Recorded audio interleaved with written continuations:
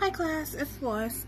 My topic is on challenges business leaders need to be prepared for in 2022 and beyond. It is done by Forbes magazine, and the author's name is Kieran Mann. The article touches on the different issues that business owners and leaders had to deal with in the pandemic. It goes into detail about different things that the employees and the employers had to deal with. The main point of it was that over 200,000 businesses were closed during the first year of COVID. But with COVID now slowing down, most businesses are switching from survival mode to preparing for the future. This is due to increased competition because of the pandemic. Being able to adapt to the pandemic has proven obviously too much for a lot of businesses, especially with most businesses having to be shut down. Where others like Spotify and Amazon rose to the challenge by bringing in quick innovation for the digital age.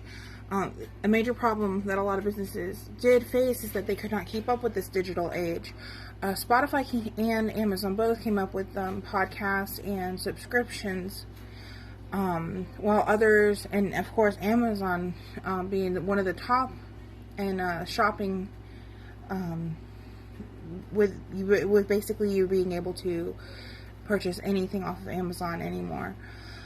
Socializing and entertainment are two of the top things that most businesses have had to adapt to, and what their customers want. Spotify specifically came up with the idea of paid podcast. And a lot of Patreons and stuff like that has become extremely popular right now. Basically the businesses have to maximize their customers' value, not in a brick and mortar anymore. It's all about online. If you can get that value online, then you will survive the pandemic. If you can't get that value online, then sadly the company probably will not survive. Another issue that leaders and business owners are facing is creating a safe place for employees.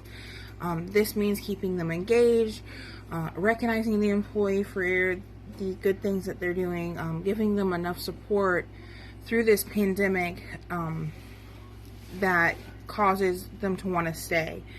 There is a professor by the name of Anthony Klutz of Texas A&M University, who came up with the idea of developing and retaining talent.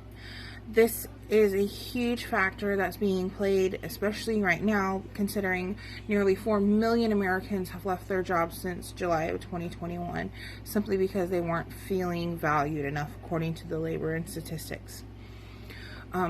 One thing that they did point out in the article is that leaders need to make their expectations for their employees clear, and they also needed to take the input from employees and actually listen to their employees versus just basically putting it in one ear and out the other. This actually brings me to my first question. Do you think employers value their employees more now after the pandemic than they did before the pandemic? And my second question is, if you could go back to before the pandemic and give advice to business owners about preparing for the pandemic, what advice would you give and why? Thank you. Have a great day.